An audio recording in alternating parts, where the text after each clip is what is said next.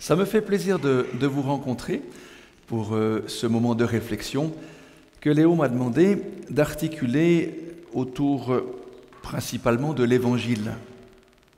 Alors, lorsque vous lisez les textes, en particulier de l'apôtre Paul, bien vous êtes interpellé par un vocabulaire qu'il utilise.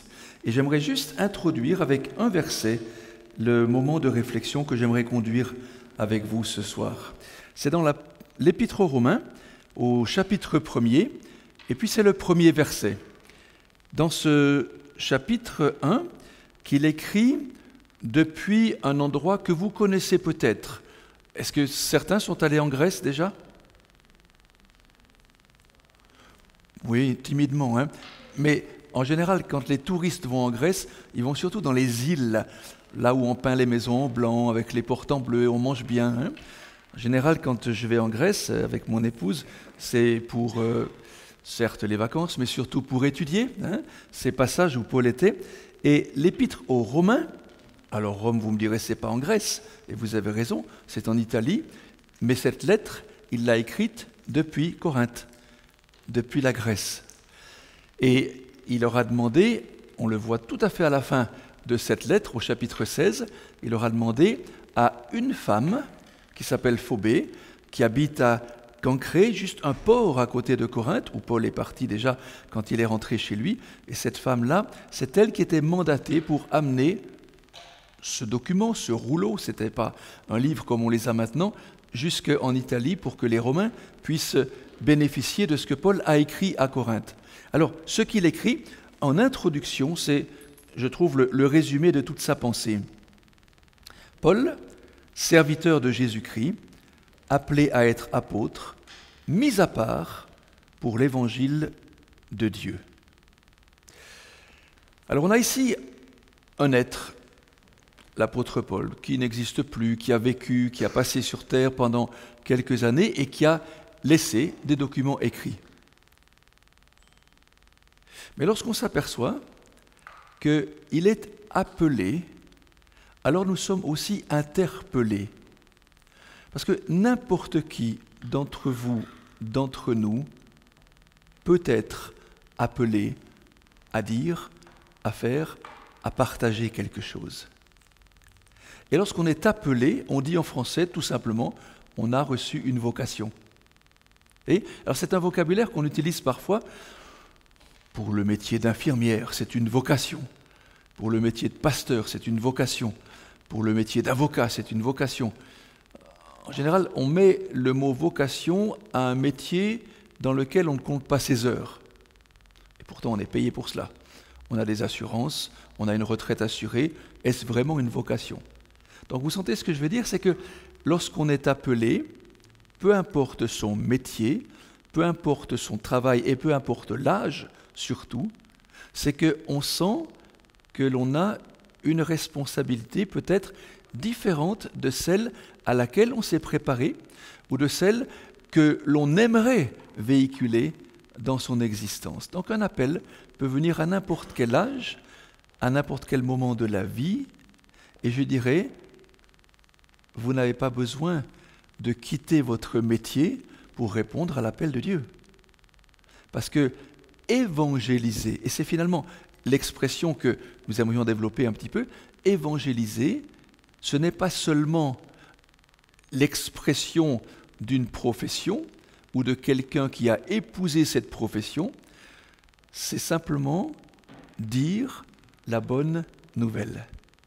Dans le mot évangile, vous avez deux petits mots, hein, le préfixe et puis le mot qui compose la partie principale du terme. La partie principale, c'est la nouvelle. Et le préfixe EU, c'est ce qui est bon. Donc évangéliser, c'est apporter une bonne nouvelle. Alors si on reprend Paul maintenant, c'est relativement tardivement qu'il a été interpellé. Alors je reprends le vocabulaire, qu'il a reçu une vocation. Parce que quand vous dites vocation, vous parlez latin, ça veut dire être appelé par. Hein ? Donc il a été appelé tardivement. On le sait, sur son chemin de Damas, quand il allait persécuter les chrétiens. Vous connaissez cette histoire. Et à partir d'un certain moment, alors que Paul était engagé dans un métier de la lecture du texte biblique, sérieux, légaliste, sans détour. Je suis pharisien, fils de pharisien, dit Paul, très légaliste. Je vais même persécuter, même mettre à mort ceux qui ne respectent pas la loi de Dieu comme moi.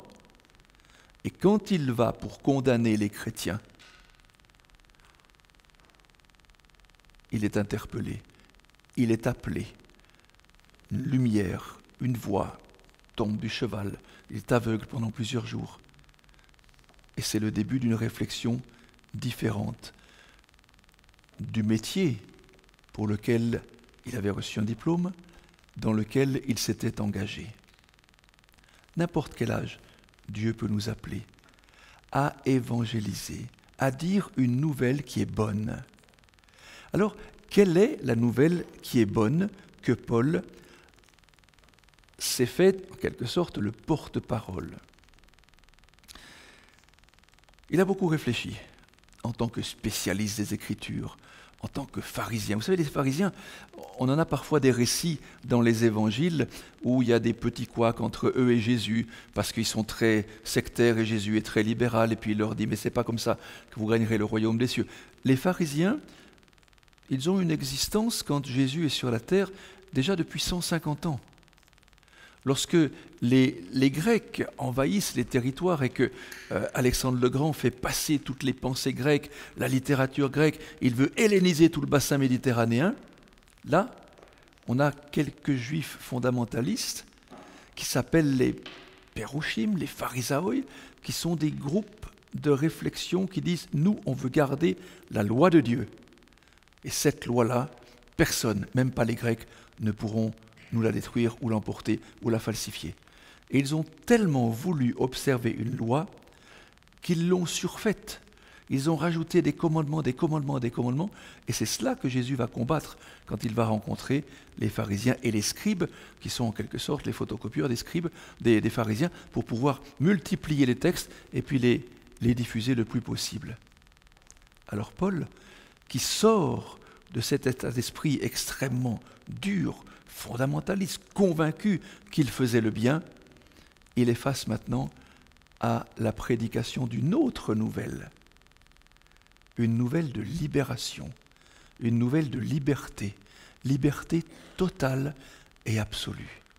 Et il apprend alors que ce Jésus qui l'interpelle sur le chemin où il allait entre Jérusalem et Damas, pour martyriser les chrétiens, pour les faire arrêter et les faire mettre à mort, et être souvent là lorsqu'on les exécutait, au lieu de cela, il entre dans une réflexion de la bonne nouvelle. Et il est interpellé par le fait que quelqu'un du ciel, Jésus, à un moment donné, est venu sur la terre, est devenu comme l'un d'entre nous, a vécu comme l'un d'entre nous, a été fatigué comme l'un d'entre nous, a eu faim, s'est laissé gifler, cracher dessus, ridiculiser, crucifié, jusqu'à en mourir. L'humain a tué le divin. Et Paul est interpellé par cela. Et ça le travaille. Et il veut devenir celui qui va dire au monde, voilà ce que vous avez fait de Jésus de Nazareth. Et voilà ce que lui fait maintenant de vous. Cet évangile ne peut être évangile qu'à partir du moment où ce Jésus n'est pas resté sur la croix. Vous savez, le christianisme a des choses très bonnes. Il y en a une qui me gêne un peu. Pourquoi le symbole du chrétien, c'est un objet de martyr? C'est un objet de torture, une croix. Alors certes, nous avons décidé d'enlever le Christ, souvent attaché encore sur une croix, mais la croix n'est rien d'autre qu'une potence sur laquelle on accroche un malfaiteur pour qu'il agonise le plus longtemps possible, qu'il soit la risée des patients, qu'on le taquine jusqu'à la mort, qu'on se moque de lui et qu'on applaudisse lorsqu'il expire. Jésus a été là-dessus. J'aurais préféré, si j'avais pu avoir une voix, que le symbole du christianisme soit le tombeau vide. Parce qu'un tombeau vide, c'est un lieu qui devient inutile.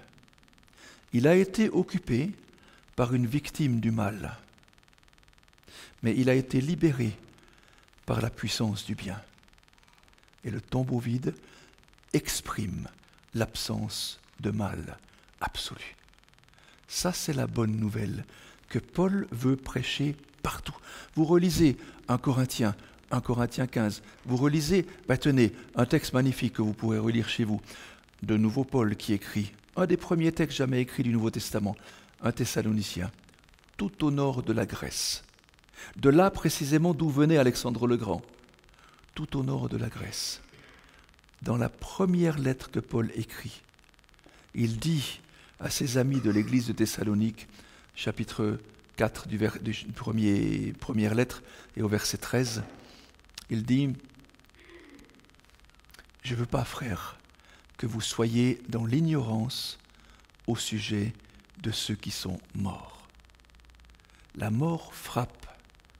Vous avez perdu des êtres chers, des parents, des conjoints, des enfants. Chaque jour, on n'entend parler que de ça. » Et Paul encourage ses lecteurs en leur disant « La mort, c'est notre pain quotidien. Mais regardez plus loin que la mort. » Et leur dit « Il ne faut pas que vous soyez dans l'ignorance au sujet de ceux qui se sont endormis. » Dans certaines Bibles, vous avez de ceux qui sont morts ou qui sont décédés.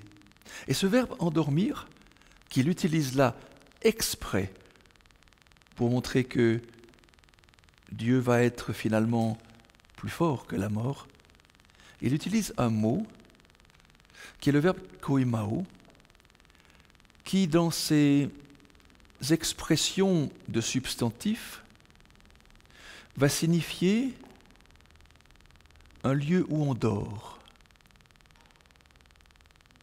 Un lieu où on dort s'appelle un dortoir, une chambre à coucher.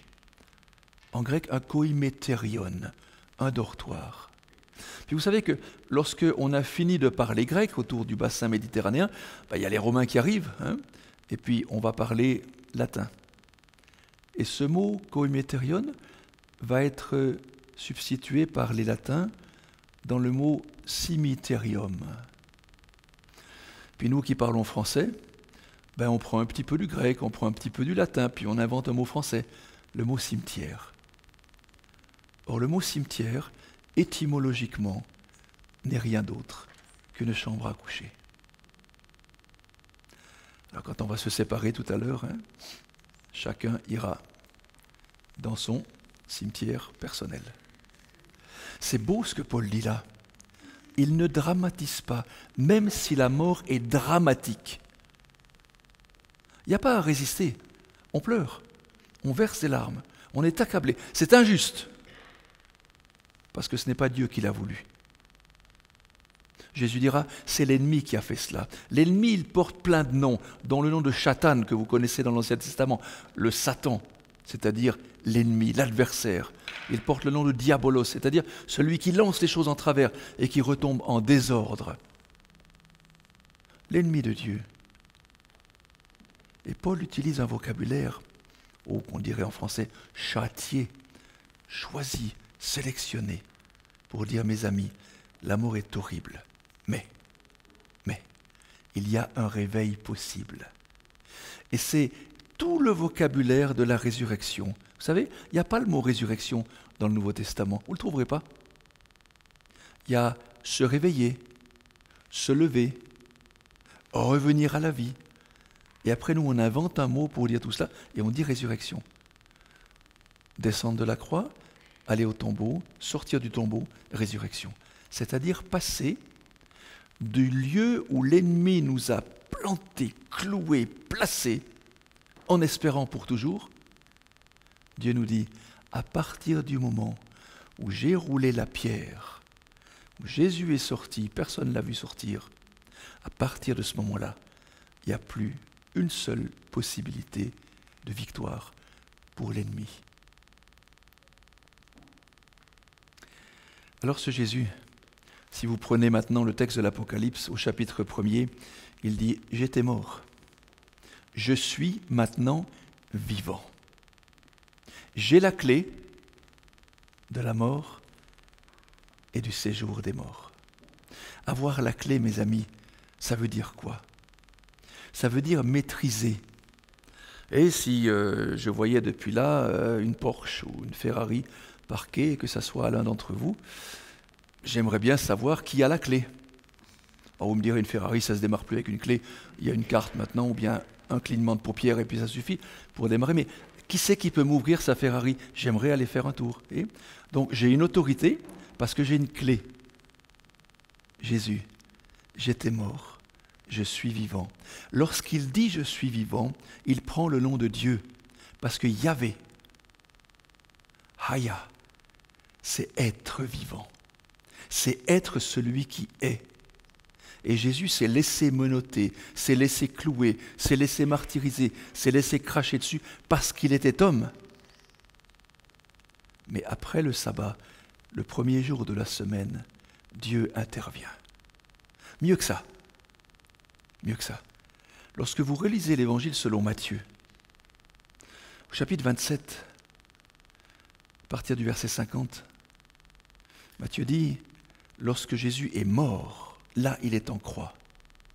Lorsqu'il est mort, le ciel s'obscurcit, les nuages arrivent, le voile du temple se déchire, la terre tremble et les éclairs sont là.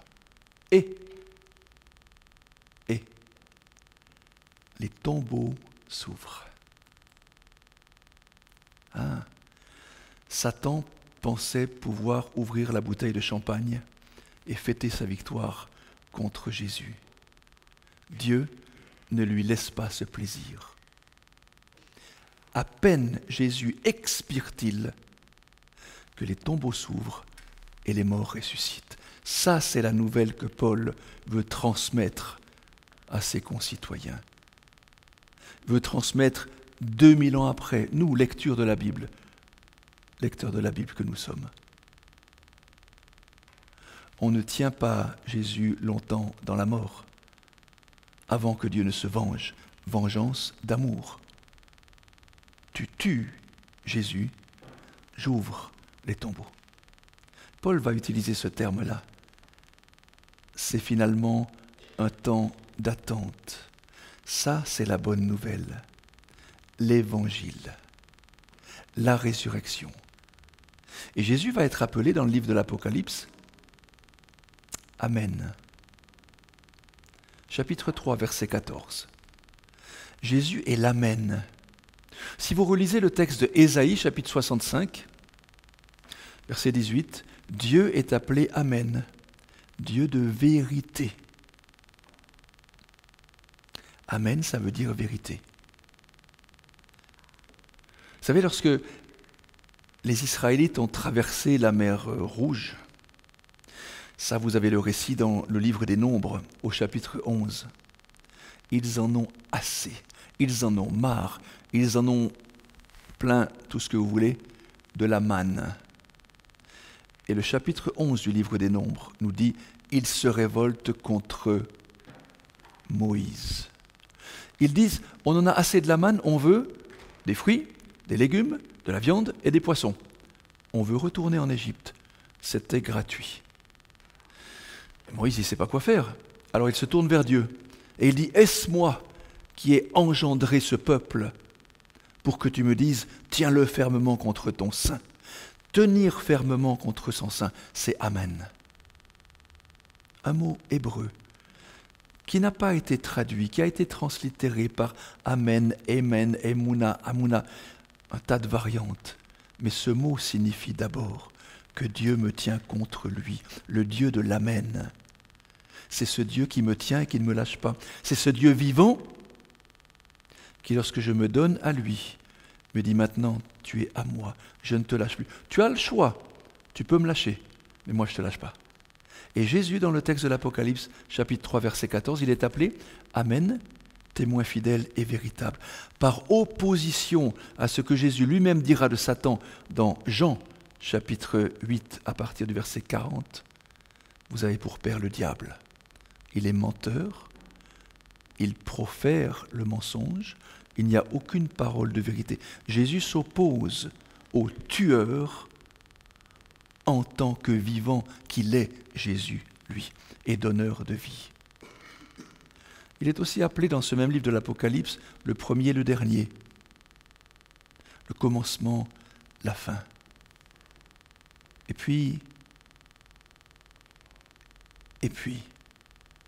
Jésus me dit, voilà le point d'orgue de la bonne nouvelle.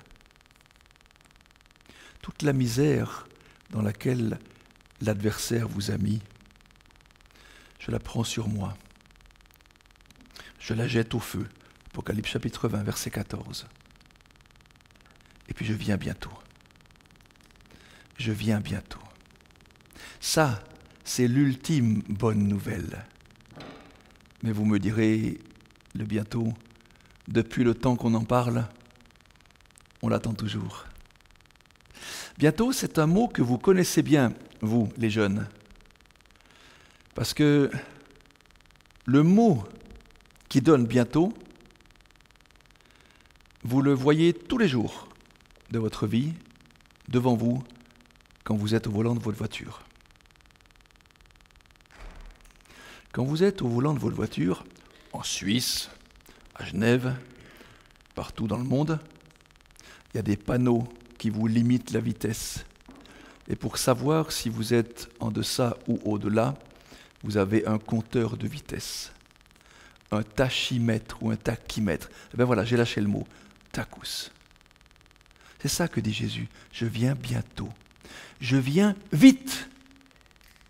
La tachycardie, vous connaissez ce mot, hein? C'est le cœur qui bat vite. Et lorsqu'il dit « je viens bientôt », il peut nous dire « je viens chronologiquement dans peu de temps », mais il me dit aussi « je viens soudainement » ou bien « je viens aussi vite que possible ». Dès que j'aurai préparé ce lieu pour vous, comme l'apôtre Jean nous le dit dans son évangile, je vais préparer une place. Quand je m'en serai allé, que je vous aurai préparé cette place, je reviendrai avec vous aussi vite que possible, bientôt. Et quand quelqu'un que vous aimez vous dit « j'arrive aussi vite que possible », vous vous réjouissez. C'est là que le cœur bat un peu plus, hein, et vous attendez cette nouvelle. Mes amis, si je vous dis tout ça, c'est pour vous dire que nous sommes tous porteurs de cette bonne nouvelle, d'une manière ou d'une autre, par notre présence vers quelqu'un, par le sourire à l'endroit de quelqu'un, par un réconfort qu'on peut apporter, par son métier peut-être proche de l'autre. Vous savez, ça fait longtemps que je prêche. Et des fois, on a l'impression de parler trop et on ferait mieux de se taire. Ça fait 44 ans que je prêche. Je pense que je vais m'arrêter l'année prochaine. J'aurai 70 ans l'année prochaine, donc ça sera le moment de laisser un petit peu la place aux jeunes. Mais je ne me suis jamais lassé de dire ce que la Bible m'a enseigné. Et je le tiens d'une vieille famille. Mais ce que je vais vous dire maintenant, ça n'a pas eu d'incidence sur mon métier de pasteur. C'est comme ça que mon ancien étudiant, mon collègue pasteur, Léo, m'a présenté tout à l'heure. Pasteur, c'est quoi?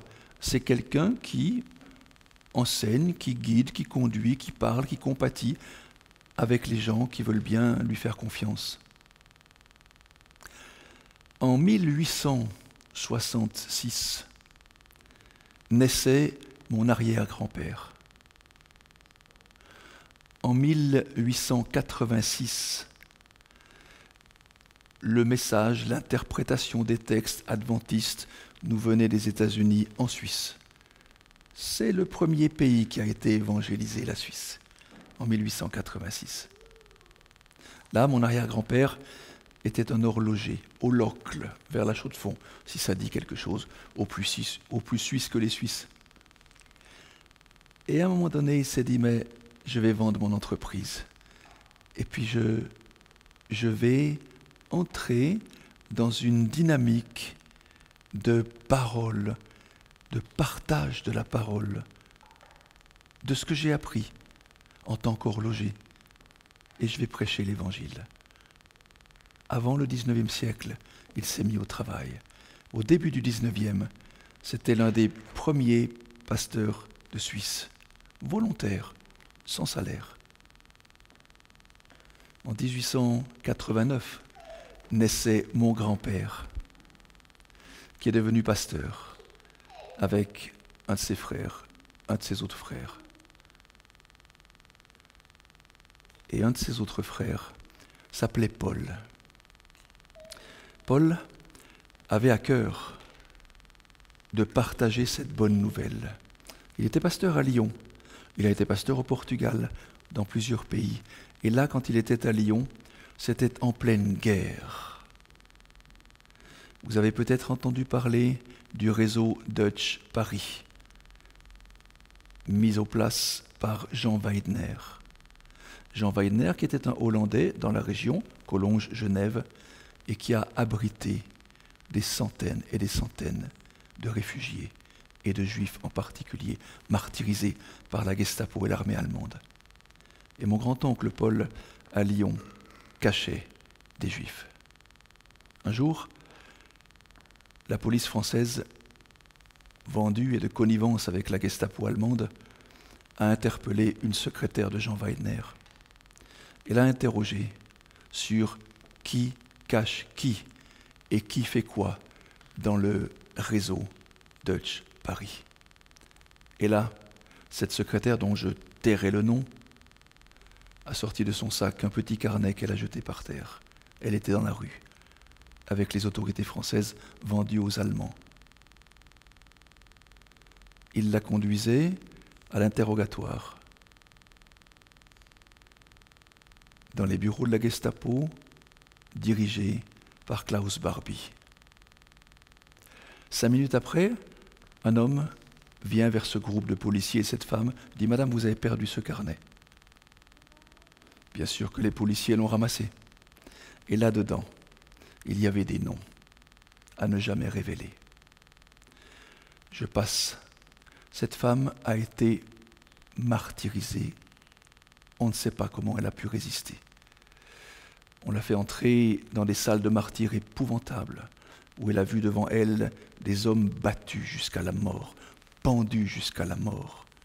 On l'a jetée dans les baignoires glacées, jusqu'à la faire presque mourir.